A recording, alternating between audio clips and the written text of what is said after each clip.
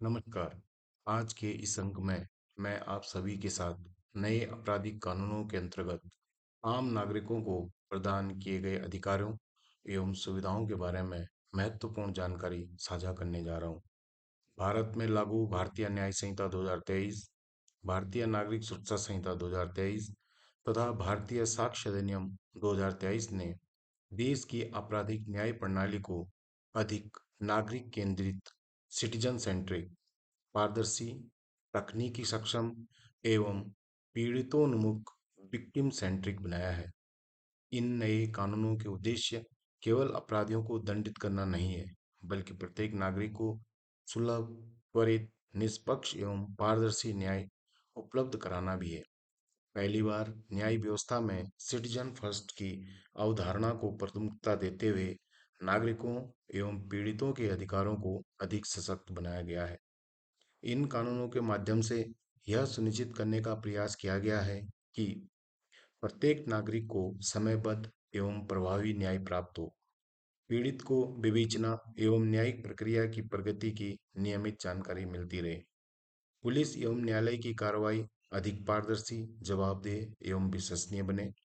आधुनिक तकनीक के माध्यम से शिकायत दर्ज कराने, साक्ष्य संकलन एवं न्याय प्रक्रिया को सरल, तेज एवं सुगम बनाया जाए। पीड़ित, गवाह एवं आम नागरिक के अधिकारों की प्रभावी सुरक्षा सुनिश्चित की जाए। आइए इस महत्वपूर्ण विषय को सरल, सहज एवं व्यवहारिक भाषा में समझते हैं और जानते हैं कि नए आपराधिक कानूनों के अंतर्गत एक आम नागरिक को कौन-कौन से अधिकार प्राप्त हैं तथा आवश्यकता पड़ने पर उनका उपयोग किस प्रकार किया जा सकता है। जैसा कि इस चार्ट से हम देख सकते हैं कि नागरिक केंद्रीय कानून है। ये इस पर विक्टिम पर ज़्यादा फोकस किया गया है। इलेक्ट्रॉनिक एफआईआर हम कर सकते हैं, जीरो एफआईआर कर सकते हैं। वादी को मुकदमे से संबंधित प्रगति रिपोर्ट दी जाएगी। पीड़ित प्रतिकर स्कीम बनाया गया है। गवाह संरक्षण योजना बनाई गई है और पीड़ित को निर्णय की प्रति निशुल्क दी जाएगी। इसके अलावा अगले चार्ट में नागरिक वर्ड या सिटीजन इस कानून में क्यों रखा गया है, इसके कुछ कारण है। जैसे प्रथम, विक्टिम एवं सेंट्रिक ओरिएंटेड है। विटनेस प्रोटेक्शन स्कीम है। इंक्रीज टू टेक्नोलॉजी, टेक्नोलॉजी का को इसमें बढ़ाया गया है। फाइन और कंपेंसेशन की अमाउंट को बढ़ाया गया है। जीरो एफआईआर और ईएफआईआर का कंसेप्ट है। ऑडियो वीडियो रिकॉर्डिंग को वरीयता दी गई है। सर्च एंड सीजर में वीडियो रिकॉर्डिंग मैंडेटरी की गई है और कई सेक्शन में न्याय जल्दी और सही न्याय मिलने के लिए टाइम बाउंड किया गया है। आइए इन सब विषयों को विस्तार से देखते हैं। सबसे पहले हमें देखते हैं, यदि किसी व्यक्ति के साथ कोई अपराध होता है तो वो क्या करे। यदि कहीं पर कोई अपराध घटित होता है तो पीड़ित व्यक्ति या अन्य कोई भी व्यक्ति उस अपराध की रिपोर्ट लिखा सकता है।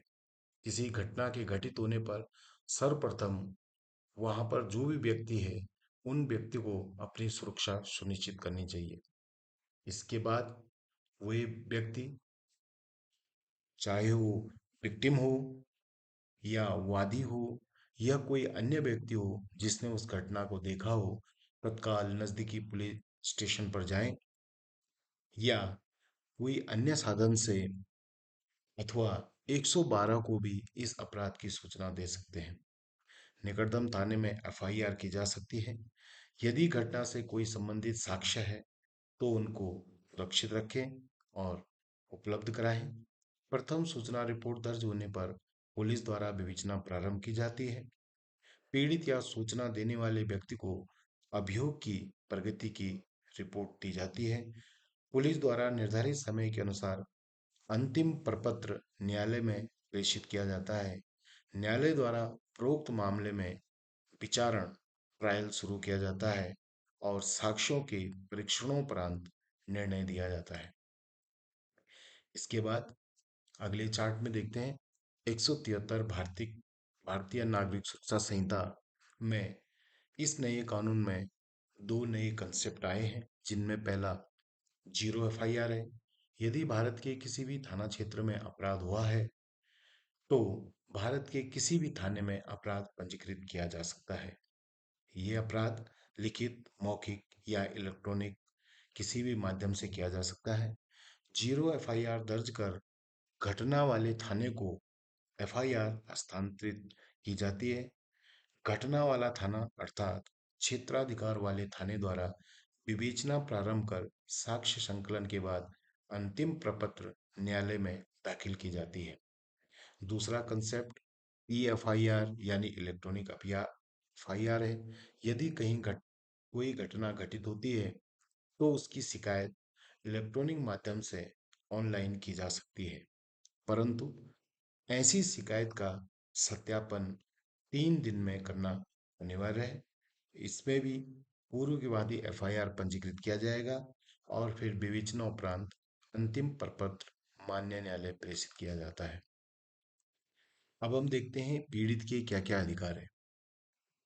पीड़ित के अधिकारों में सबसे पहला अधिकार एफआईआर दर्ज करना है। दूसरा, चिकित्सा सहायता उपलब्ध करना है। तीसरा, उस पीड़ित को प्रतिकर या मुआवजा दिया जाता है। इनमें अन्य वादी या सूचना देने वाले को एफआईआर की प्रति निःशुल्क दी जाती है। वादी या गवाह के ऑडियो वीडियो बयान लिया जाते हैं। यदि कोई महिला या बालक या शारीरिक व मानसिक रूप से असमर्थ व्यक्ति है तो उनके बयान कानून के अनुसार उनके घर पर या उनके बताए अनुसार लिए जाएंगे। पीड़ित व्यक्ति या सूचना देने वाले व्यक्ति को केस की प्रगति की जानकारी दी जाती है और पीड़ित को निर्णय की प्रति निःशुल्क दी जाती है। नागरिकों के प्रमुख अधिकार।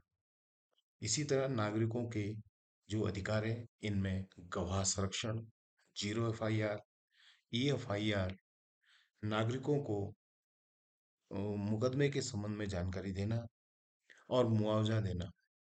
इसके अलावा प्रत्येक नागरिक को शीघ्र न्याय पाने का अधिकार है। इसी क्रम में हम देखते हैं गवाह संरक्षण योजना, धारा 398 भारतीय नागरिक सुरक्षा संहिता। यदि किसी गवाह को गवाही देने के लिए धमकी दी जाती है तो गवाह अपनी सुरक्षा हेतु थाना या न्यायालय पर एक प्रार्थना पत्र देकर सुरक्षा की मांग कर सकता है। गवाह के प्रार्थना पत्र पर कमेटी द्वारा सम्यक विचारोपरांत सुरक्षा दी जाती है। प्रत्येक राज्य में गवाह संरक्षण योजना एवं जिला स्तर पर एक कमेटी का गठन किया जाता है। गवाह की पहचान गोपनीय रखी जाती है और स्थानीय पुलिस द्वारा सुरक्षा प्रदान की जाती है। इस निर्भीक गवाही से निष्पक्ष न्याय प्राप्त होता है। अगला, पीड़ित प्रतिकर स्कीम, धारा 396 भारतीय नागरिक सुरक्षा संहिता। इस योजना के तहत यदि पीड़ित या उसके आश्रितों को अपराध के परिणाम स्वरूप हानि या क्षति हुई है जिन्हें पुनर्वास की आवश्यकता है, न्यायालय की सिफारिश पर जिला विधिक सेवा प्राधिकरण या राज्य विधिक सेवा प्राधिकरण द्वारा उन्हें प्रतिकर दिलवाया जाता है। इसमें धारा 65, 66, 67, 68, 70, 71 एवं धारा 124 भारतीय न्याय संहिता के अधीन पीड़िता को जुर्माना का संदाय किए जाने के अतिरिक्त प्रतिकर दिया जाता है। इसके साथ ही पीड़ितों का उपचार, धारा 397 भारतीय नागरिक सुरक्षा संहिता। इस धारा के तहत सभी लोक या प्राइवेट अस्पताल महिला से संबंधित अपराध जैसे भारतीय न्याय संहिता की धारा 64 से 71 तक एवं पोक्सो एक्ट में तुरंत निशुल्क प्राथमिक एवं चिकित्सीय उपचार उपलब्ध कराया जाता है और ऐसी सूचना को तुरंत पुलिस को देनी पड़ती है। नए कानून से नागरिकों को क्या क्या लाभ है। नए आपराधिक कानूनों से सरल न्याय की प्रक्रिया है, पारदर्शी प्रक्रिया है, डिजिटल व्यवस्था से न्याय जल्दी मिलता है, समयबद्ध न्याय है, सुरक्षित एवं सशक्त नागरिक है, और इन कार्यों से हम एक विकसित भारत की कल्पना कर सकते हैं। धन्यवाद।